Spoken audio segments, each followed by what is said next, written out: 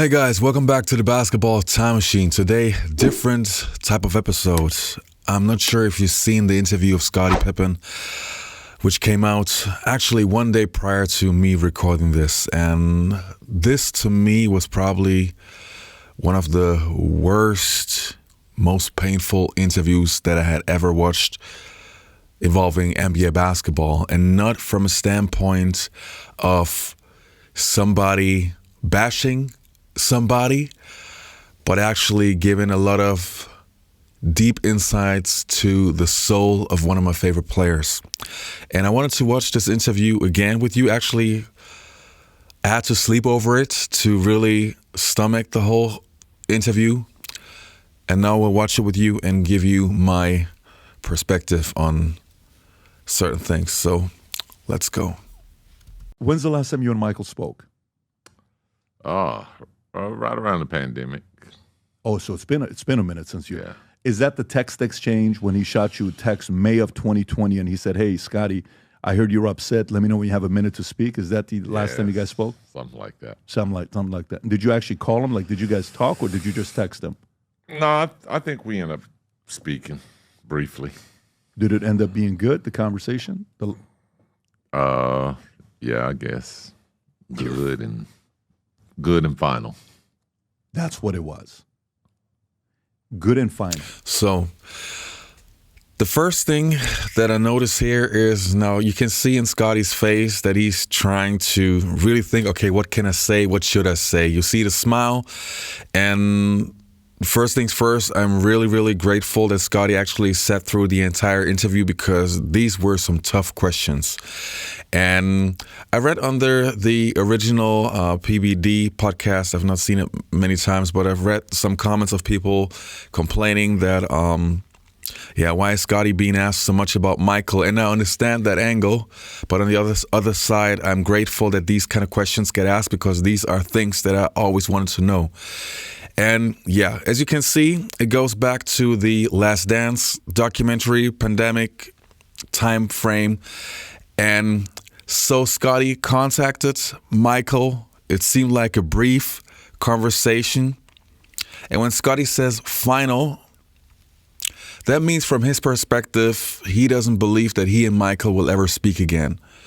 And as we know, Michael has these situations with Barkley and Isaiah Thomas where he does not feel like he wants to speak to those guys ever. And I'm the greatest Michael Jordan fan. That guy is the greatest player of all time to me. But this was probably the only one thing that I always would critique with him, that I feel that sometimes he's a little bit too stubborn when it comes to letting things go and time moves on and making peace with situations.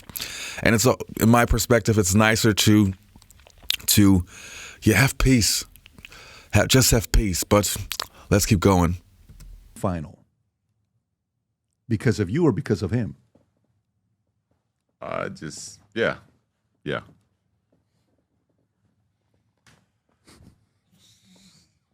I don't want to pick because of who. It's just good and final.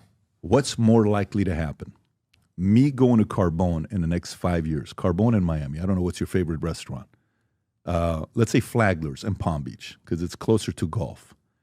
Is it more likely of me seeing Michael and Barkley having dinner at Flagler's in Breakers, Palm Beach? Or is it more likely for me to see you and Michael having dinner in the next 5-10 years at Flagler's?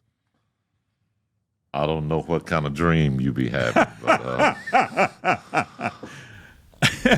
Okay, you can clearly see Scottie moving the chair, looking sideways, and this is clearly uncomfortable for him. It's a tough situation. He even seems nervous to a certain degree. And now we have to go a little bit back. I mean, you guys probably know in the past couple of years when Scottie was bashing Jordan on the Dan Patrick Show and other shows, people called him crazy. And for me, also, that was a very uncomfortable situation, seeing those clips, because I love Scottie. I love Scottie Pippen so much. To me, it was always not only Jordan with the Bulls, obviously. It was always the team, of course, Jordan being the head, but Jordan also needed Scottie. And it's a team sport. It's great to depend on other people. And when I saw those bashing moments from Scottie, I wasn't too sure where this came from. Did it come from him having to swallow so many things over the past 20, 30 years, ego-wise? Was it that that he was not doing well in his personal life, that those things came up? I could not place it anywhere. And now you see Scottie is in the interview, and there's another part in this interview where Scottie even calls Jordan his best teammate of all time. But you can see, just read the body language, Scottie is in a very uncomfortable situation. And he's laughing, but you guys probably know sometimes when you don't know how to react, you laugh, you smile, and it's tough to watch. Even though I'm getting answers to questions that I would like to have, it does not feel good watching Scottie in this kind of situation.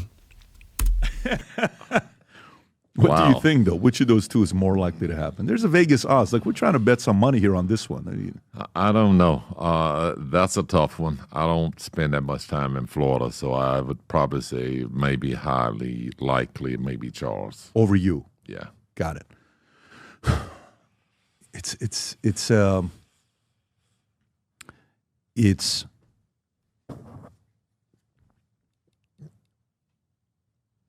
That's wild. And would you say a big part of it is The Last Dance and how that was portrayed? Would you say that was it? Would you say, because I sit there and I watch, for me, Kobe. I had Kobe at one of our events, the late Kobe. I love Kobe. Kobe and I are 6 weeks apart, our birthdays, and wow. I watched him play. We had a relationship at the tail end of his, not even career, his life. And it was a great moment. And he said some stuff about Shaq, and then Shaq and I had a conversation together years later, and it was great. And my son, till today, he's met a lot of different people. His favorite athlete he likes to talk about is Shaq. Shaq is his, Dylan loves Shaq. Yeah. That's cool. So, and then when you saw that one interview with Shaq and Kobe, they're sitting across from each other, right? That conversation that took place. And then you saw one with Magic and Isaiah. I don't know if you remember those interviews that they did like 10 years ago, something like that, 8 years ago, 10 years ago. It was great to see Shaq and Kobe together. It was great to see it was awesome. Isaiah and Magic together, where Isaiah got emotional and he got up and they hugged each other, and that whole thing with the two of them. Why is the tension so high with anything related to Michael? You and Michael, Barkley and Michael. Well, I don't know. I mean, I just think that Michael is a very difficult person to deal with. I played with him for years, so I know that, when it's time for you to move in your direction, then go in your direction. Don't sit there and try to procrastinate or stretch it. That the relationship is not where it was or not what it used to be, and it's never going to be the same. So why try and make something out of nothing, or try to make something that was never there? Okay, this, for example, changes my perspective a little, because for the past couple of years, because of the things that Scottie said on the Dan Patrick Show and other shows, to me it always felt like that Scottie was the one who did not want to have anything to do with Michael. It always felt like that. Even though he never went deep into what exactly happened, it always felt, at least to me, it felt like Scottie was mad at Michael for portraying Scottie in a light that he did not like in the Last Dance documentary. But what Scottie says right now, it changes my perspective a little. It seems like he's trying to indicate that it was Jordan who basically cuts the rope between the two of them. And that, for example, I did not see that, or it's hard to imagine. but that's what he's indicating, at least to me. Because on the one side, I feel like, okay, I heard Jordan countless times mentioning that Scottie was his best teammate of all time, that he would have never been as successful if it wasn't for Scottie Pippen. He said it every single time. I mean, even NBA 2K14, the interview, his top 5 players that he would, or his top 5 team, he always put Scottie on the team. So he always gave Scottie the credit. So it feels weird to imagine that Jordan would say something harsh to Scottie on the phone when Scottie is calling Jordan up to talk about the Last Dance documentary. So maybe Scottie was super rude and super disrespectful to Jordan on the phone, which made Jordan react in a certain way. So everything got out of hand and both are too stubborn to make a move towards each other. Or I don't know, it's super weird. But if we rewind it back 2 minutes ago, when they were talking about the Shaq and Kobe reuniting process when we're sitting next to each other, or Isaiah Thomas and Magic Johnson, I'm not sure if you heard it, but Scottie said that it was beautiful. So he does understand from an outside perspective that this is something beneficial, not only for the fans, but it's nice to break bread and have peace. So he does understand that. But from everything he's saying right now, it really gives it feels like Jordan, like Jordan is the one who doesn't have an interest in making peace, which is really, really. Do me a favor, please take a look at Scottie's body language and his face expressions. It's getting worse. To me, it really feels like Scottie is hurting from the inside, and now it sounds whatever, but I don't care. I mean, we're all human beings, and we all have our feelings. And remember, this guy played in the NBA, was an icon, but he was always the second guy. So he had to swallow a lot during his career. Everybody's talking about Jordan. When he goes on a show, everybody talks about Jordan. So that is a lot to swallow if you are such a great player, but there's always that one guy that people care more about. So that is not easy to swallow for nobody. No matter how good of a teammate you are, no matter how humble you are, this is something difficult. And I feel that Scottie is really, really struggling, or it really weighs heavy on him. The whole situation. Anyway, let's continue. So, yeah. Great teammate, but we just never were great friends. Never, even when you guys played. No. So when you guys were at the Dream Team, that one clip when Ahmad Rashad asks and says, you know which one I'm talking about, when Ahmad says, hey, Michael, question for you. 3 seconds left, fourth quarter. Who do you want to get the ball to go shoot whatever? And he says, me. You know which clip I'm talking about? He says, Ahmad Rashad, and he says, yeah. No, you? He says, yeah, what kind of a question is that?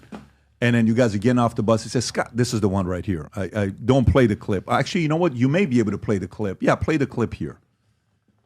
Do we have audio or no, Rox? I can't hear that. Back up a little bit. Dumb question. Who would take the last shot? Me. That's a dumb question. Me. So, and then if you want to pause it, and this is, I think it's the right moment while you guys are getting off the bus and saying, where's Scottie? We got to go play golf. Where's Scottie? I think he's having that conversation. Did you guys golf a lot together or no? Never. You guys never golf? No. So who was he talking about to go golf with him, Rob? Wow, you guys never golfed together. No. So when you guys played together, how often was it for you guys to have dinner together? I mean, we may have like a pregame meal or something like that, but it's always a big party of people. How many times did just you and Michael have dinner in Chicago? Chicago has a lot of great... Scottie, stop it. Scottie, stop it. Never. You and Michael never had dinner together one-on-one? No. Okay, guys. This is where it's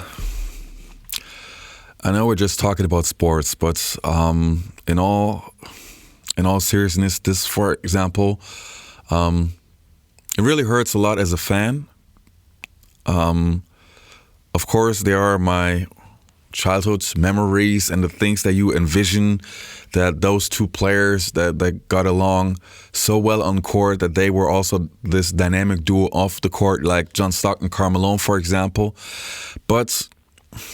And look, we all have our situations when we're at a job. You know, there are some colleagues that you work with well, but off the court, you go your separate ways, and that's cool. I mean, we're all different.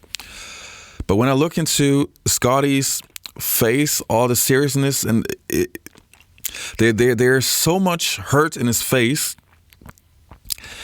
and oh man,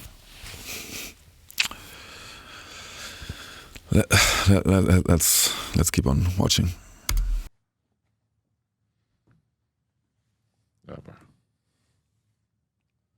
Michael's house just sold, the one in Chicago. Yeah. Right? I think it sold for like $9.6 million or some number like that, if I'm not mistaken. We like the house. We were interested, but possibly doing something with that because the history in it. How often did you guys hang out in that house, go shooting, basketball, talking, mentally getting ready for the playoffs? I never shot basketball there. I actually would go over in the morning when Grover was training. We would train together. Scottie, can you get the mic a little bit closer? I'm sorry. Yeah. I was actually, I would train with Michael, I guess the last 3 championships that we won, we trained together at his house. But other than that, we didn't really put a lot of time in away from basketball. Most of our time was spent, whether we were working out or on the practice floor. Okay, this, for example, again, gives me a different perspective. If the two of them met to train, that is spending time with each other. I mean, we have to understand the busy life and schedule of an NBA player. You have, back in the days when players actually played most of the games, 2 out of 3 days you're away because you're playing.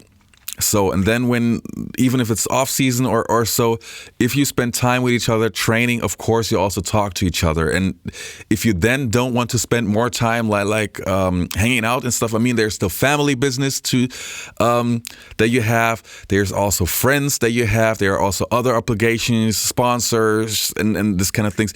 So that, for example, that to me shows, okay, you guys did spend some time. Yeah. And if you're a basketball friend, so to speak, that is spending time to me. That's so wild to me because, that feedback was given sometimes about Kobe. That Kobe wasn't a guy that hung out with his teammates. First run that he had. And then Phil, the story about Phil brings Michael in and he says, hey, Michael, I want you to meet Kobe. And Kobe says, I beat you one-on-one if we played one-on-one, right? Yeah. That exchange. And then Kobe eventually, you can tell him and Pau became best of buddies, brothers, family. You see Pau with Vanessa, with family. It's emotional, all of that stuff. Wow, that's hard to believe, Scottie. Would you say he was such a? Oh man, that's. Yeah, difficult to swallow. Because sometimes when a guy is such an alpha at the highest level,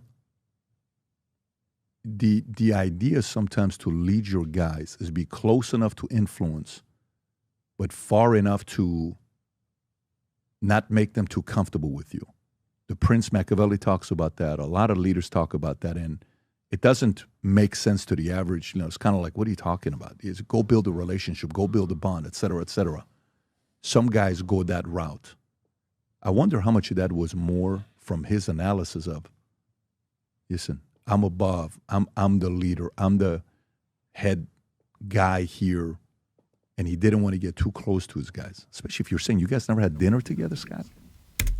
Okay, this is something really interesting, and I'm very, very happy that he brings this analysis. When the Last Dance documentary came out, and I showed it to some people who did not follow the NBA in the 90s, and they knew basketball from 2000s, and they watched the documentary, and they said, oh, Jordan is not a good guy. I didn't like the documentary. He seems like an asshole. And I was trying to explain to them, like, look, to me, analyzing Jordan for the majority of my life, I mean, my favorite, most inspiring athlete of all time, of my life. If you are the greatest player in the world, and we're not talking one of the best guys, you are clearly the best player in the world. And you are the greatest of all time. There are millions of people in the world who have played the sport, but you are that one greatest guy of all time. It comes, or usually comes, with a price. It comes with a price that we as normal human beings, so to speak, can't understand. Sacrifices that we don't understand. Why? Because we are not wired like that. I was an athlete myself, and I was willing to go very, very far to be successful, sacrificing my body, my health, everything. But clearly Jordan is in a way different league than I was. But understanding that, I think that most people would have to go a certain way, sacrificing something, doing something to themselves, doing something to other people to reach a level that we can't even grasp. And I think with Jordan, that's how I explained it to the people that I gave the documentary who complained. To me, it's understandable why Jordan was Jordan. I did not have the naivety that Jordan was the greatest guy of the court. I was aware as a grown-up that, of course, he must be a difficult person. Still, he did not kill anybody. He did so much good work, and he inspired an entire world of athletes. So he's good in my book. But of course, it has to come with a price. No. And you never golfed because you weren't a golfer? Are you a decent golfer? I think a little bit of both. I'm decent, Okay. but I didn't really care for the game much when I played. When season ended and it's off season, how often did you guys hang out in off season? 0. Who was your guy? Was it more Horace? You and Dennis? You and Probably BJ more Armstrong Horse when was- I was there. I was probably more Horse. who was close to Michael on the team?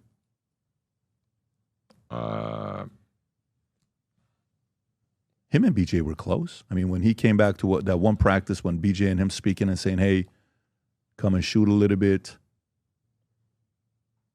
I don't know about that one, but if you say so. Well, no, listen, if I'm saying it, I'm just saying it because Yeah. I read about it. I don't know if I have the credibility of having been there. I just read about it. Yeah. I mean, there were times when guys that were brought in that kind of bonded with Michael, Sam Vinson, Darrell Walker, but those were veteran players that had been around him probably previously, probably from college. But as far as players that he played with in the 90s, he didn't really bond with players on that team. That is not 100% true. John Sally, for example, seemed to be a very good friend of Jordan even until today. So, but of course, Scottie is sitting on a show, a lot of stuff happening. He's opening his heart. He's being put on the spot. He probably forgot. But I can imagine that Jordan did not hang out with like 5 or 6 or had 5 or 6 great teammates. But he must have had 1 or 2 guys. And John Sally, I spoke to him 2 years ago. He hung out with Jordan. But I thought he was good friends with Oakley.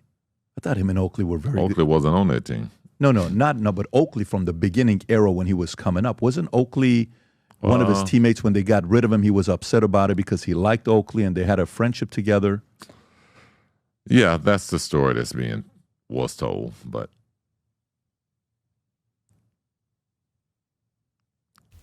What are you saying, where that Scottie? relationship is today. Oh, okay. Well, I don't know what that relationship is today, but I don't know which story it was when one time you guys are playing the Knicks and he says, "Hey, Oak, let's go have dinner together." Oh, this was part of his Hall of Fame speech, if I'm not mistaken, when Pat Riley said, was it Pat Riley? Was it Pop? Pat didn't want the Knicks players hanging out with us. Well, Pat ran it like a mob boss. Pat wasn't a regular, he was a. And then Michael's like, "What do you mean? No, I can't because I'm with the Knicks." So Pat Riley Hall of Fame, the greatest respect you can have for great players to show them none. During the 1993 Eastern Conference Finals between the Knicks and the Chicago, Riley's comment was in response to Bulls' complaints about officiating. Go a little bit lower. Riley believed that players should be hardworking and disciplined. Riley's supposed to work with the Knicks, who advanced 94 final. Riley is considered one of the greatest NBA figures of all time. He won 7 championships. Yeah, and he owns the patent on three-peat, if I'm not mistaken. Yeah.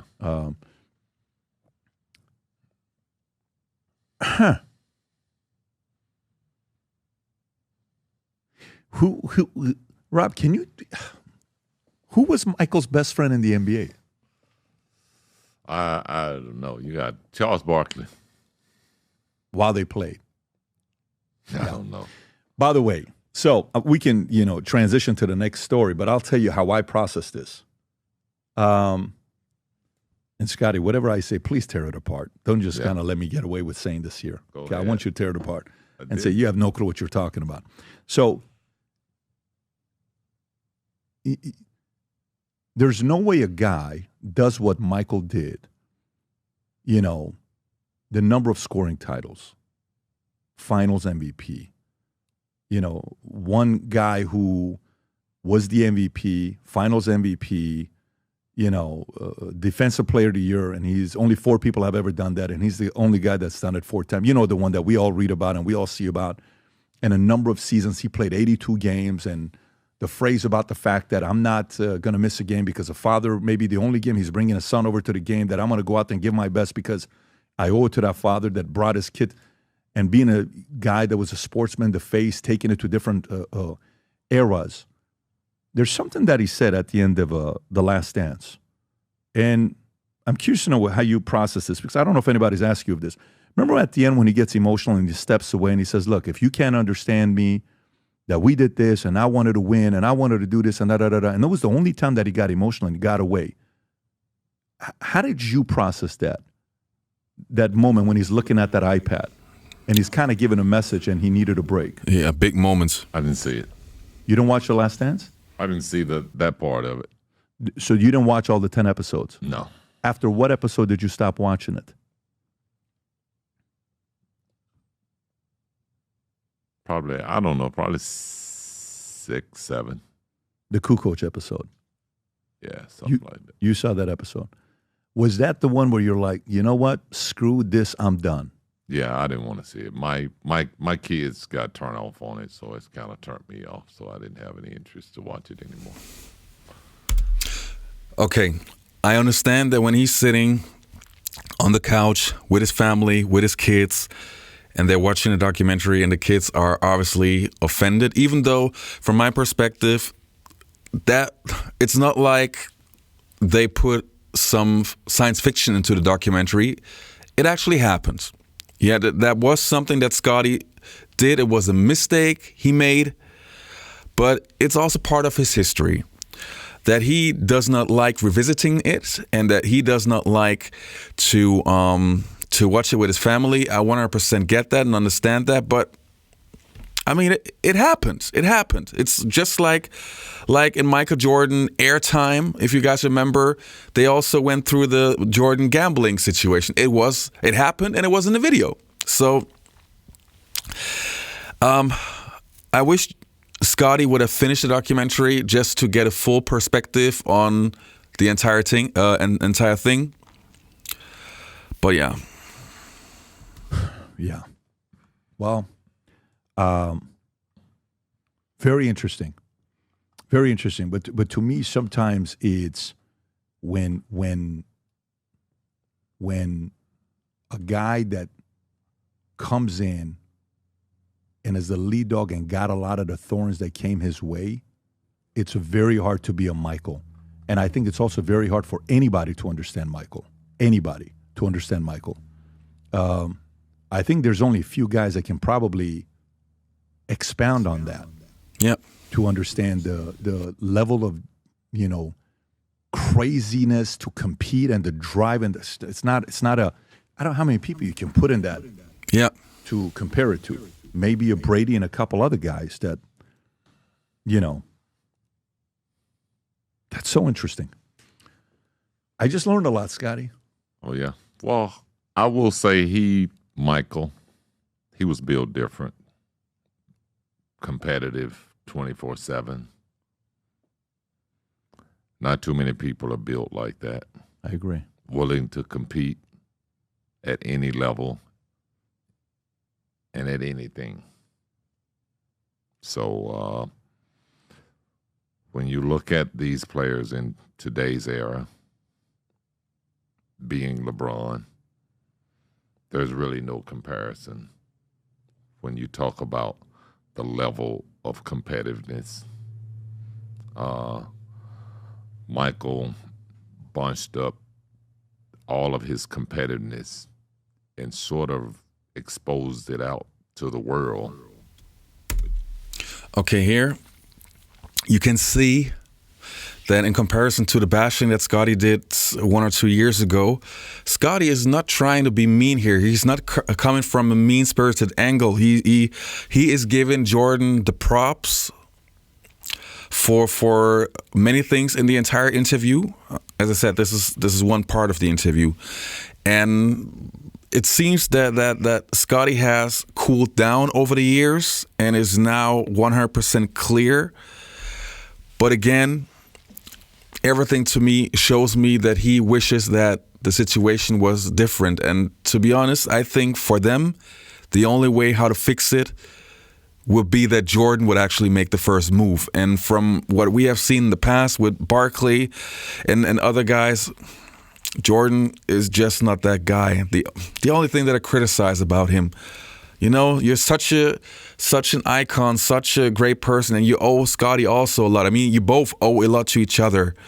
Be the bigger man. Greatness, be the greatest in being the bigger man. That is what I was hoping for. Within 12 to 14 years, we saw his whole resume, his competitiveness, his drive, his will to win, what he's want to do. When someone like LeBron has to spread that out for 20-plus years, it's not the same drive. It's not the same fight. It's not the same hunger. And so when people try to make those comparisons of those two players, it's like talking to someone in the front seat and the back seat. They ain't even in the same lane. Okay, here I want to stop.